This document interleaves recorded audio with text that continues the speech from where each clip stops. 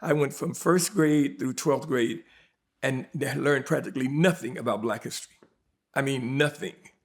I always liked history. And so I knew that March on Washington was going to be a historical event, so I went. It's all been a progression. A movement that just keeps going.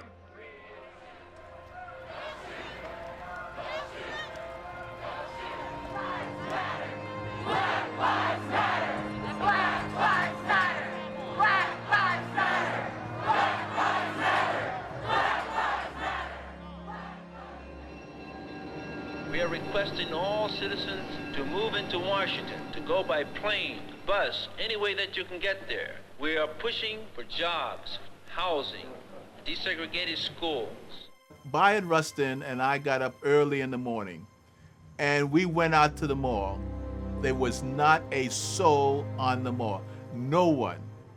And Bayard turns to me and said, "Courtland, do you think anyone is coming to this march?" And soon as he said that, I mean, people were just pouring out of bus stations, of train stations.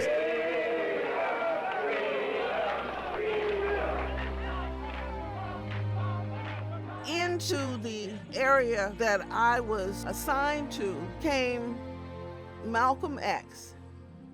I'll never forget what he said, because he was not supposed to be there.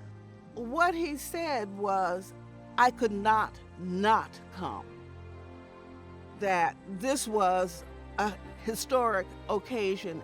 There was something about that moment when he was talking about why he was there that made the march even more significant.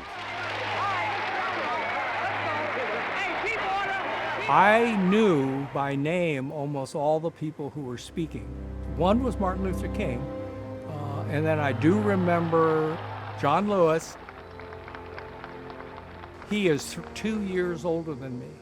I was 21, he was 23. And I said, he is up there as the leader of SNCC. And what have I done? People need to understand the big issue that Black people had to face at that point is, what do you Negroes want? Martin King in his speech said, what people want here is the full participation in the American dream. All the things that you hold sacred, we hold sacred.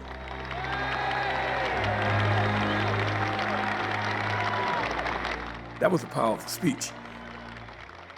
It's almost criminal the way they have reduced that man to I have a dream. Where he talks about our forefathers, the founding fathers of this country gave our ancestors a promissory note. And we've come here today to cash that check. Now to me, that should be the quote, that is memorized from that speech. You don't hardly hear nothing, any programs and events around the day of Dr. King's assassination. All you hear is, I have a dream. I have a dream. And I think that is almost criminal, because that man was way more than that. The image that we have today of the March on Washington is that the movement peaked and succeeded with the March on Washington. That was definitely not the case, especially the succeeded part. I frankly think it's an ideological effort to convince people that this is over. It's finished. And that's the myth that Black Lives Matter exploded.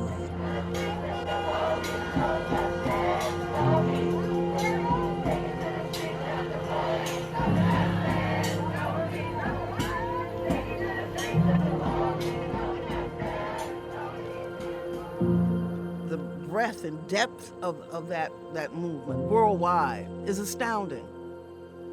And I'm certainly hoping that something comes out of that. But the one thing that has come out of that was the recognition by the wider community that there is something wrong.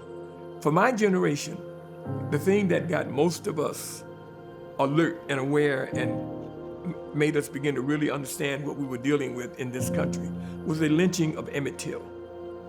Well, I think George Floyd's lynching hopefully will do the same thing for the current generation. I don't know. I cried for a couple of days just seeing that. As a black woman, as a black person, that's not new to me. The deaths aren't new to me. You think you're gonna do something today and see the results next week or next month. You gotta understand that this is you're in a long range thing, and with your job, look upon it as like a big chain, and every generation must do a share to weaken the links in that chain, because the chain is definitely going to break. But it may be your great-grandchildren who see it break. I'd love to also talk a little bit about your personal or working relationship with John Lewis, how his life and his passing have affected you. It was an act of bravery, knowing that you're dying.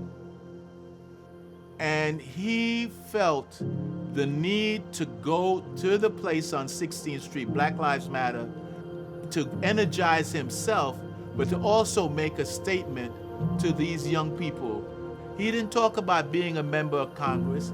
He didn't talk about the Edmund Pettus Bridge. He talked about the importance of being engaged in struggle in a nonviolent way.